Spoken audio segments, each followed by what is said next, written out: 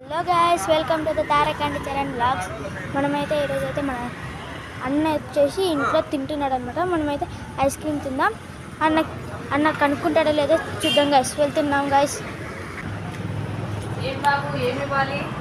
ఒకటి చాకబారి అండి అంటే తీసుకుంటున్నాం గాయస్. ఇదిగోండి, ఇదే మన చాకబారి. చూడండి, 10 రూపాయలు చేంజ్ అయితే ఇచ్చారు కదా. సరే, మనం కూర్చొని తిందాం గైస్.